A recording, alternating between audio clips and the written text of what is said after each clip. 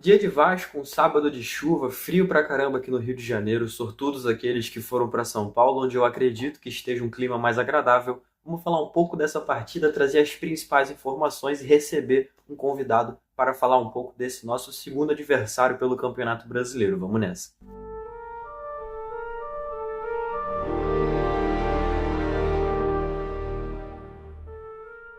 Fala galera, beleza? Eu sou o Eduardo, dono da Analisa Vasco, e eu estou aqui hoje para trazer uma apresentação para esse nosso pré-jogo de Vasco e Corinthians, Corinthians e Vasco, confronto que vai ser disputado na Neoquímica Arena em São Paulo a partir das 6h30 da tarde desse sábado, em confronto que vai valer pela segunda rodada do Campeonato Brasileiro. Eu estou aqui trajado de Bahia, porque minha camisa do Vasco infelizmente está para lavar, então fica aí uma saudação para o nosso público baiano aí que está acompanhando esse vídeo. Bom, fica também, claro, o registro de uma alta expectativa para esse confronto. Corinthians que chega com dois grandes desfalques aí, pelo menos para essa partida, mas a gente vai ter aí essa informação mais detalhada pelo nosso participante daqui a pouco. Falando do Vasco, o Vasco que vem de uma vitória na primeira rodada em casa contra o Santos, de virada, confronto ali que marcou muito da força do Vasco, né? Começou com o pé direito no Campeonato Brasileiro, diante da sua torcida, e que diante do Corinthians vai ter que superar um tabu que existe desde 2007, que é o de vencer o Corinthians em solo paulista, né? Ocorreu a última vez de uma vitória por 1-0 com gol do Allan Kardec pelo Campeonato Brasileiro de 2007. Na Neoquímica Arena, que é o novo estádio do Corinthians, tivemos até agora 7 confrontos, que foram 6 derrotas do Vasco e 1 empate. Ou seja, é um tabu duplo, porque se vence, faz a primeira vitória na Neoquímica Arena e faz a primeira vitória fora de casa contra o Corinthians desde 2007. Mas falando exclusivamente do Vasco, o Vasco não tem nenhuma baixa por questão médica, pelo menos até onde se sabe, né? Teremos aí atualizações em relação aí, claro, ao quadro médico dos atletas assim que sair o press kit dessa partida, que deve acontecer no decorrer aí desse sábado. Até lá, sabemos de momento que não há nenhuma lesão nova, nenhum problema físico, assim como também nenhum jogador suspenso. Porém, claro, alguns jogadores ali pendurados e que podem tornar-se desfalques para a outra rodada em caso de serem amarelados. Mas fato é que a expectativa é de um bom confronto, porém tendo a chance de um Vasco alternativo pelo Fábio Carille para essa partida. Pelo menos é o que dão conta as informações aí de alguns setoristas do Vasco que indicam que o técnico pode preferir poupar até mesmo o elenco para essa partida, visando o confronto contra o Puerto Cabello no próximo meio de semana em São Januário, em confronto ali que vai valer pela segunda rodada da fase de grupos da Copa Sul-Americana. Bom, mas acredito que em relação ao Vasco, nenhuma novidade dentro do campo, então não vou nem prender muita bola, eu vou passar a bola aqui para o nosso querido amigo Fábio Lázaro, que faz uma excelente cobertura de Corinthians lá pelo Trivela. E, claro, fica a saudação aí imensa por ele, por ter topado participar desse vídeo e nos abrilhantar aí com informações sobre o gigante paulista. Fica à vontade, Fábio, por favor. Fala pessoal da Analista Vasco, tudo bem? Aqui quem fala é Fábio Lázaro, setorista do Corinthians pelo site Trivela. São Paulo, gente, vocês sabem como é. Tudo a gente faz no meio do trânsito, principalmente na sexta-feira. Então faz a lista de compra do mercado, faz o imposto de renda, tudo aqui no carro, e é isso que eu tô fazendo nesse momento. Mas bora falar um pouquinho a prévia, né, do Corinthians que enfrenta o Vascão neste sábado, jogo 6h30 da tarde, horário de Brasília. O Corinthians não costuma divulgar parcial de ingressos, mas há 30 jogos consecutivos coloca pelo menos 40 mil torcedores. São 30 jogos seguidos com pelo menos 40 mil torcedores. Os 3 maiores públicos da história da Neoquímica Arena foram registrados nesta temporada, o maior deles a final do Campeonato Paulista contra o Palmeiras na última quinta-feira. E falando nessa final, parece que o Corinthians ainda está no clima de ressaca do título, porque contra o Huracão, o time mal, desligado, sonolento. No primeiro tempo até criou oportunidades, mas o Yuri Alberto parecia o do Antigo Testamento, né? Aquele que tropeçava na bola, perdia gols feitos, muito diferente daquele Yuri Alberto pós-Ramon Dias, né? Que passou a descaralhar de fazer gols, 31 na temporada passada. Nessa temporada, acho que mais 6 ou 7 gols marcados. Foi o artilheiro corintiano no Paulistão, o craque da competição, né, o craque do estadual.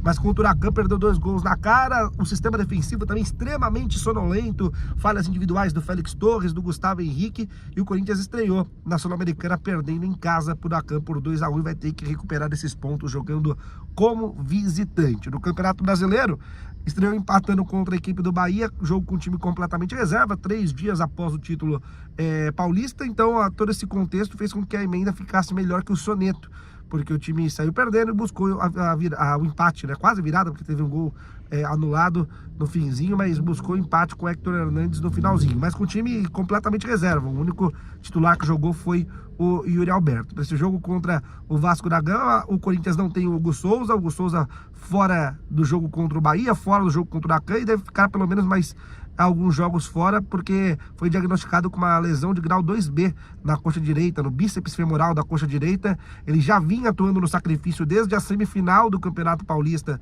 contra o Santos, dores na perna, e aí tirou esse pós-paulistão para se tratar. A ideia inicial é de recuperação entre 4 e 6 semanas, mas o Corinthians vai avaliá-lo semanalmente. O Corinthians não definiu prazo específico de retorno do Hugo Souza, porque vai avaliá-lo semanalmente. O entendimento interno é que, por ser um goleiro e não um atleta de linha, há a tendência de uma recuperação mais rápida, e até por conta do histórico do Hugo Souza em termos de lesões, que é o histórico de poucas lesões, de poucos problemas físicos. Rodrigo Garro é outro que também é uma ausência mais perene do Corinthians, porque desde o ano passado, no fim do ano passado, sentiu o joelho esquerdo.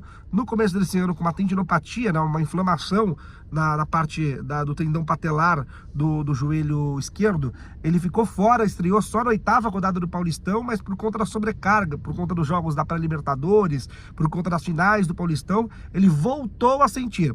Viajou para a Espanha, volta esse fim de semana, inclusive, mas ficou uma semana fazendo um tratamento com fisioterapeuta referendado pelo Memphis Depay. Trabalhou com o Memphis no Atlético de Madrid, é um especialista em lesões tendíneas, né, lesões no tendão, e fez esse tratamento com choque, com agulhas, o Memphis Depay na Espanha, o Rodrigo Garro na Espanha. O Memphis Depay jogou como meia centralizado na partida contra o Huracan na quarta-feira. O Igor Coronado está à disposição, voltou a ficar à disposição, banco. Existe a possibilidade, porque o Memphis ali não foi tão bem, o Romero também não jogou tão bem, um pouco mais avançado. Existe a possibilidade do Coronado ganhar uma chance contra o Vasco. O Corinthians encerrou nessa sexta-feira a preparação para enfrentar o Vasco da Gama. A gente não teve acesso, tem pouca informação sobre a escalação. O que a gente pode trazer como provável é Matheus Donelli no gol, o Hugo Souza fora, o Donelli é o titular, Mateuzinho na lateral direita, Félix e o Gustavo Henrique a zaga, talvez o André Ramalho, mas acho difícil.